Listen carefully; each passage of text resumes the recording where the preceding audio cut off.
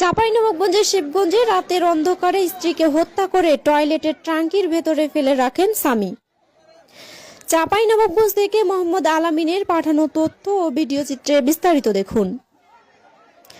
চাঁপাইনবাবগঞ্জের শিবগঞ্জে টয়লেটের ট্যাঙ্কি থেকে নাসিমা বেগম নামে এক গৃহবধূর মরদেহ উদ্ধার করেছে পুলিশ।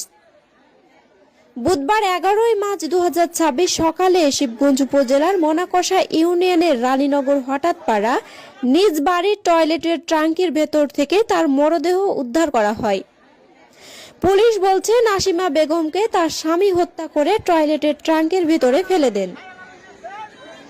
নিহত হলেন নাসিমা বেগম রানীনগর হঠাৎপাড়া গ্রামের মিজানুর রহমান ভেজুর স্ত্রী। শিবগঞ্জ থানা officer in charge OC Mohammad Humayun Kabir বলেন, খবর পেয়ে পুলিশ ঘটনাস্থলে গিয়ে নাসিমা বেগমের মরদেহ উদ্ধার করেন। তার শরীরে ধারালো অস্ত্রের আঘাত রয়েছে। এ সময় আটক করা হয়েছে তার স্বামী মিজানুর রহমান ভেজুকে। স্থানীয় সূত্রে জানা যায়, পারিবারিক কলহের জেরে রাতে বাড়ির ভেতরে ধারালো অস্ত্রের আঘাতে নাসিমা বেগমকে হত্যা করে তার স্বামী মিজানুর রহমান। পরে তার মরদেহ বাড়ির বাইরে এনে টয়লেটের ট্যাঙ্কে ফেলে দেন। মরদেহ উদ্ধার করে ময়না তদন্তের জন্য চাঁপাইনবাবগঞ্জ জেলা হাসপাতালে পাঠানো হয়েছে। এ ব্যাপারে মামলা দায়েরের প্রস্তুতি চলছে।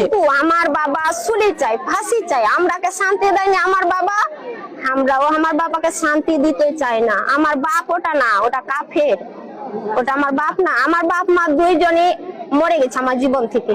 আমি আমার বাপের সুলি চাই। দেখছে যে এরকম ঘরের দুয়ারের দিকে দেখছে, তো দেখছে রক্ত, ঢুকছে যে কই কই, তো দেখছে ছেঁচড়ে নিয়েছে, তো গোটা রাস্তাতে রক্ত। তারপরে তো মিলিয়ে নিয়ে পায়খানা পাইসে দেখছে যে পায়খানার পুষিয়ে বেড়ে ওইটা আমার বোন। আমার বোন ক্যামেরা আছে, আমার বোনের আমরা ওকে শুনি চাই। মোবাইলের মাধ্যমে মোবাইল ফোনে শুনতে পেরেছিলাম যে এখানে একটা লাশ পাওয়া গেছে। আমরা এখানে আসছি, সাথে সাথে আমার থানা পুলিশ সহ আমরা সবাই চলে আসছি এখানে। এসে দেখলাম যে একটা লাশ স্বামী কর্তৃক তার স্ত্রীকে হত্যা করা হয়েছে। হত্যা করে পাশে টয়লেটে লাশ ফেলে রাখা হয়েছে। লাশ উদ্ধার করেছে। লাশ হচ্ছে সুরকাল রিপোর্ট হচ্ছে। সুরকাল রিপোর্ট শেষে লাশ আমরা পোস্টমর্টমের জন্য মর্গে প্রেরণ করবো। তারপরে এইটার বিষয়ে যে আইনগত ব্যবস্থা সেটা আমরা নিব। পাশের গ্রাম আশার পালি।